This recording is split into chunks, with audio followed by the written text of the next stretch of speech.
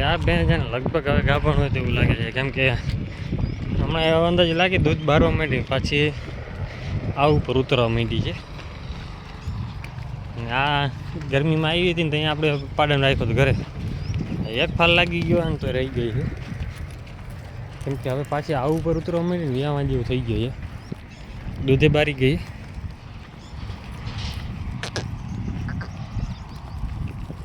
કે જો આપણે ઘરે ભાગી એટલે હવે ઘરે ખાવાનું એને બધું, કેમ કે હવે પેડિયા ખાતી ખાતી ઘરે નીકળી જાય. હાલો આ બાજુ જો કાંટા હજી ઢગલો પડ્યો છે, હજી કોઈ હલગાવતા નથી, ભેગા કરતા નથી, કેમ કે માલનો બીજો બગડવાનું છે ને કે બાવડા કાઢવી નાખે ખાલી, પછી જોવે નહીં કે અહીંયાથી આપણે ભેગા કરી નાખીએ, હરખે ઢગલો કરી દઈ તો પવન ઓછો હોય તો આપણે જીવાસળી મારી દઈએ.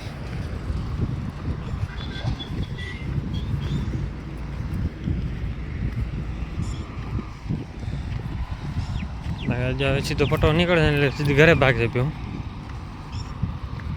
કેમ કે હવે ઓમ શાંતિ છે કે સામે કાંઠે હવે બફારો ન થાય. થોડા ઘણા કાંટા રહ્યા છે કે હવે પોલીસ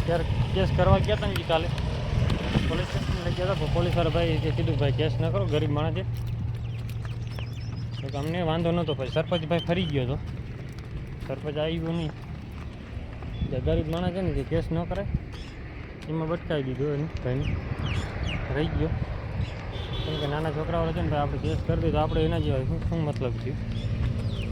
કેસ તો કરવાની જરૂર જ હતી થોડીક,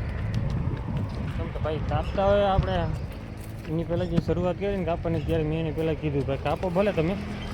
બધા કાપી જાજો પણ ઢગલો કાંટાને કરતા જાઓ હરખો, એટલે માણા નીકળી શકે માલે નીકળી શકે. તમારે જોતા હોય એવા તમે કાપી લ્યો, ના જોતા હોય ને એમાં ખાલી મશીન મારીને કાંટાને ઢગલો કરી દીધો કે નહીં થાય ભાઈ,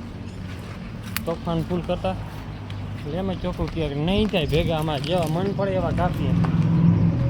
તમારો ઉપાડો મેં વધારે છે, મેં જરૂર હતી કેસ કરવાની,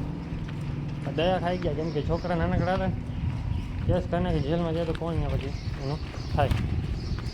એમાં રહી ગયા, લઈ ગયા હતા પોલીસ સ્ટેશને, પણ પોલીસવાળા ભાઈ જ ના પાડી કે મજૂર માણસ છે આવી ભાઈ કાંટા બધા ભેગા કરી દે ને ઢગલો